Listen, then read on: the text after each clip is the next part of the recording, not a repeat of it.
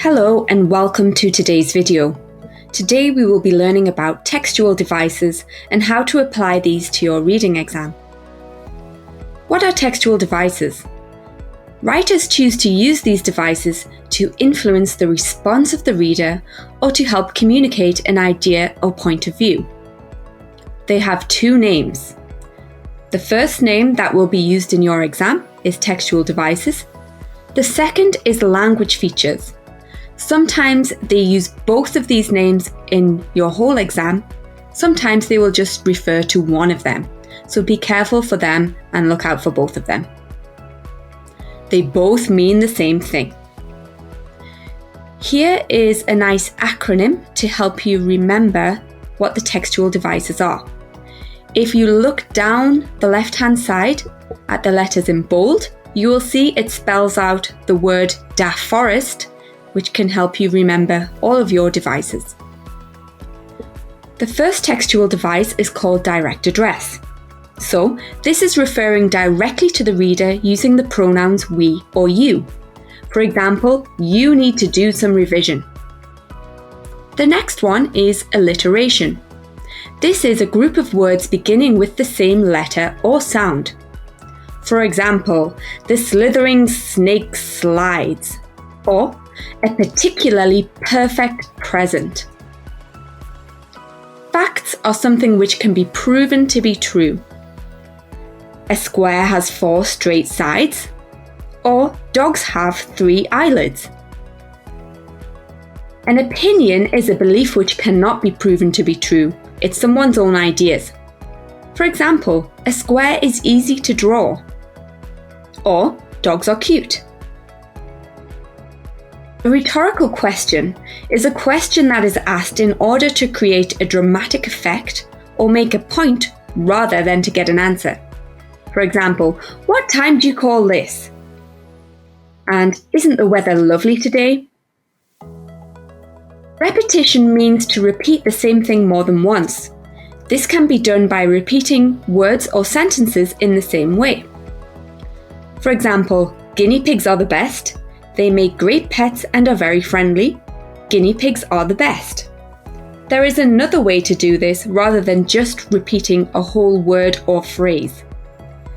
Guinea pigs are the best. They make the great pets and are very friendly. You should choose a guinea pig because they make the best pets. You can see just some of the words have been repeated here rather than the whole phrase. Emotive language.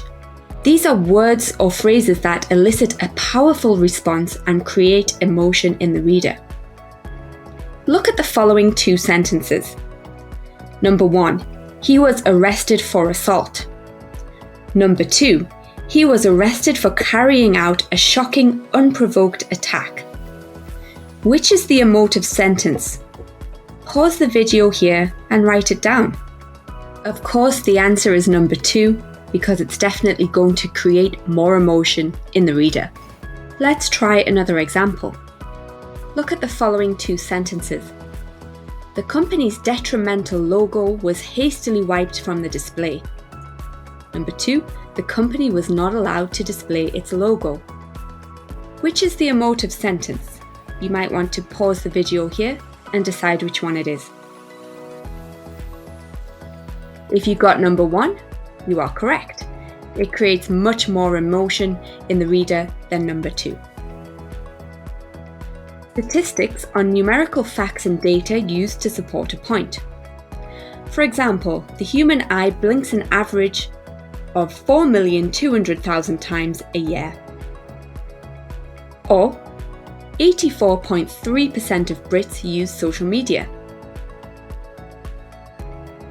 And then the last one is 3, which is known as the rule of 3. And basically, it's lists of 3 things in a sentence.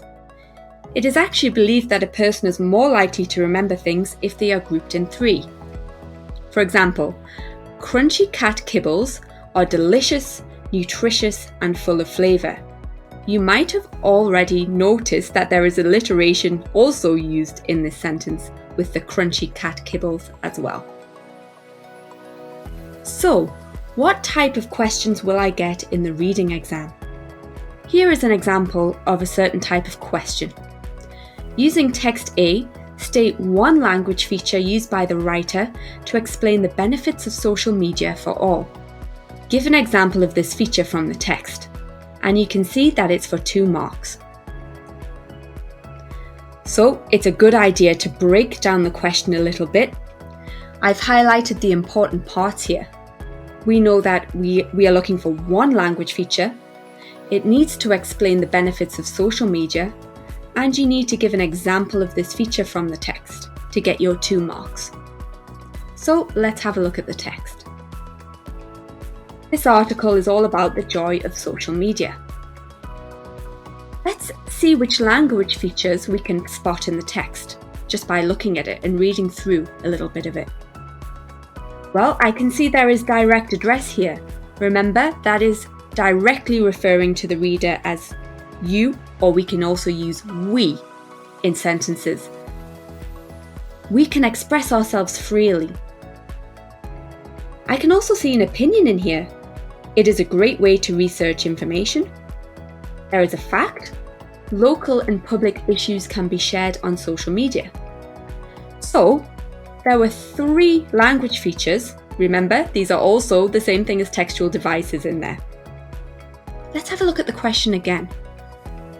It only asked us for one language feature, so I'm going to write down direct address.